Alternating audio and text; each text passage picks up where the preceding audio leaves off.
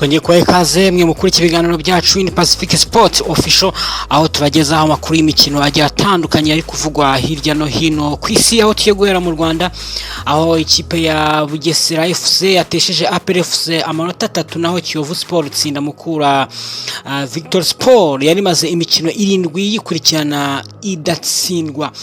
Ni umukino wo ku munsi wa 19 wa shampiyona w'ikiciro cya mbere mu Rwanda ya 2025-2026 yakiniwe kuri wa gatandatu saa 9. Umukino wari uhanzwe amaso wari mu karere ka Bugesera aho Bugesera yakiriye APR FC. Ikipe y'ingabo z'igihugu yatangiranye imbaraga ubundi ku munota wa gatatu ihita ifungura amazamu ku kazi gakomeye kari gakozwe na Jibril wataha acenga umunyezamu aho umupira Mamadusi yawihisa ushyira mu nshundura igitego cya mbere cya APR FC kiba kiranyoye.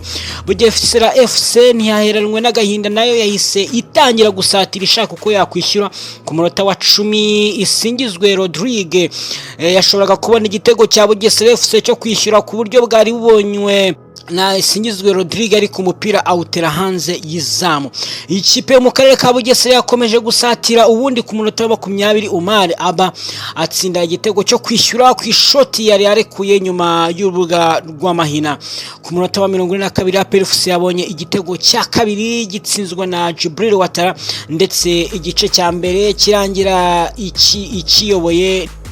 Mu gice cya kabiri Bugesera FC yagarukanye imbaraga ubundi ku munota wa 49 ihita ibona igitego cyo kwishyura gitsinzwe na Byishimo Varu. APR FC gisha gitego ikinsinze ariko birangira inganyije na Bugesera ibitego 2-2.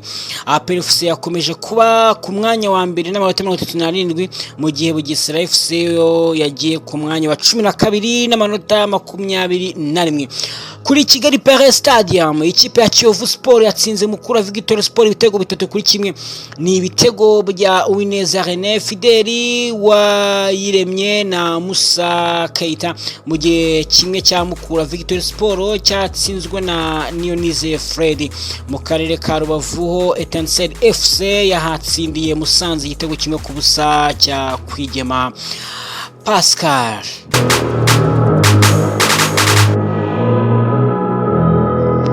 Naho mu yandi makuru muri Premier League mu Bwongereza imikino yabaye ku itariki 7 z'ukwa 2026 Arsenal yarayitsinze Sunderland ibitego 3-0 aho Arsenal yabanje gutsinda igitego cya mbere mu gice cya mbere aho Martini Zubemendi yatsinze ku munota 42. Ku gice cya mbere cyarangiye ari igitego kimwe ku busa bwa Sunderland, naho mu gice cya kabiri ubwo cyatangiraga Victor Goikere yatsinze ibindi bitego 2 ari igitego cya kabiri ku munota 65 n'icya gatatu ku munota 78. Umupira waje kurangira Arsenal itsinze Sunderland ibitego 3-0. Kundi mukino wabaye ni wahuje Chelsea na Wolves aho Chelsea yaje kwirana na Wolves yitsinda ibitego 3 byose kuri kimwe, aho Cole Palmer yakinnye neza cyane atsinda hat-trick mu gice cya mbere igitego cyose imbere y'iminota 45 harimo imipira yagiye yubakwa neza imbere y'izamu. Wolves yatsinze igitego kimwe mu gice cya kabiri ariko ntabwo byari bihagije kugira ngo ibe yabasha kwishyura ikipe ya Chelsea. Undi mukino wabaye naho Everton yakinaga na Fulham, Everton yatsinze Fulham ibitego 2 ku gitego kimwe. Everton yatsindiwe aho Fulham yaje kwitsinda igitego cya Leno ku munota wa mbere ariko yaje kwisubiza mu gice cya kabiri bakoresha uburyo bwo kwishyura no gutsinda igitego cya nyuma. Umupira uza kurangira Everton itsinze Fulham ibitego 2-1. Undi mukino wari utegereje n'umukino wahuje Manchester United na Tottenham Hotspur aho Manchester United yaje kwihererana Tottenham yitsinda ibitego 2-0. Manchester United mu bihe byiza ndetse aho muri iyi minsi iri ku muvuduko udasanzwe wo kuba yapiganira igikombe cya Premier League, aho United yatsinze ibitego byombi mu gice cya mbere bikozwe na Mbeumo na Fernandes mu buryo bwiza bwo gushyira umupira mu izamu nyuma y'imikino itandukanye hagati y'abakinnyi. Naho West Ham United yaje gutsinda Burnley y'ibitego 2-0, naho Bournemouth ingana na Aston Villa igitego 1-1. Nuko byari bigenze muri Premier League mu Bwongereza, aho amakipe yagiye yesurana.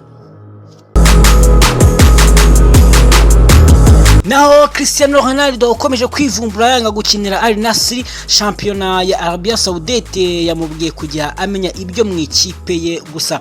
Public Investment Fund ni ikigo cya leta ya Arabia Saudite kigenzura amakipe anakomeye yo muri iki gihugu, ariyo Al Hilal, Al Nassr, Al Ahly na Al Ittihad.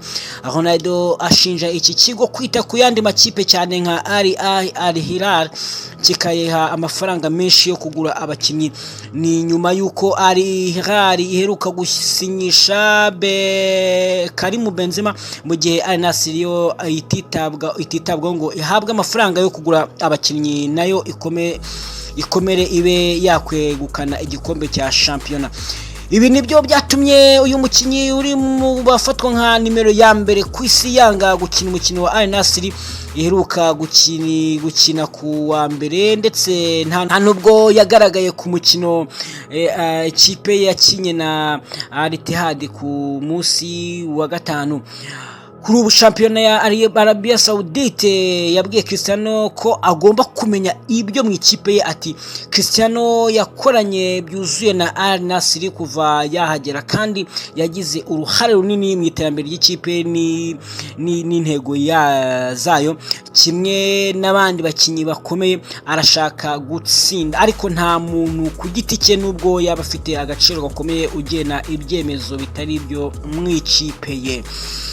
Bivuga ko mu gihe nta gihindutse Cristiano Ronaldo azava muri Al Nassr nubwo agifitanye amasezerano y'umwaka n'igice.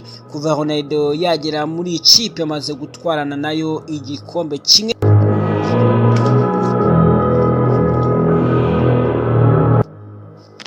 Tugarutse mu Rwanda, abatoza 700 basabye gutoza ikipe y'igihugu y'u Rwanda Amavubi nyuma yo gushyira uyu mwanya ku isoko. Tariki 21 y'ukwezi gushize nibwo ishyamwe ry'umupira w'amaguru mu Rwanda Ferwafa ryatangaje ko abashaka gutoza ikipe y'igihugu y'Amavubi y'u Rwanda Amavubi bemerewe kubisaba bitarenze tariki 30 Mutarama 2026. Nyuma yaho ariko iminsi yo gusaba yarongerewe kugera kuri tariki 3 Gashyantare 2026. Kuri ubu nk'uko amakuru avuga, abatoza basabye ni 700, ababishinzwe kuva ku itariki 3 kugera ku itariki 6 Gashyantare barimo bareba abuje ibisabwa, ubundi abazatoranyamo umutoza w'Amavubi. Hanyuma hagati ya tariki 9 na tariki 13 z'ukwezi kwa kabiri babone gutangazwa. Bimwe mu byari byasabwe kugira ngo aba batoza basabe gutoza Amavubi harimo kugira UEFA Pro Coaching License cyangwa CAF Pro Coaching License cyangwa CAF Coaching License. Harimo kuba kandi ufite nibura uburambe bw'imyaka 10 utoza ku rwego rwo hejuru, ndetse n'imyaka 5 utoza ikipe y'igihugu. Bimwe mu by'umutoza uzahabwa gutoza ikipe y'igihugu azabasabaga harimo gufasha ikipe y'igihugu y'u Rwanda Amavubi kwitwara neza mu mikino ya Sekafa mu gikombe cya Afrika n'amarushanwa ya FIFA. Harimo arashaka umutoza mushya w'Amavubi nyuma yuko aheruka gutandukana na Adel Morishe wari umaze amezi hafi 10 ayatoza.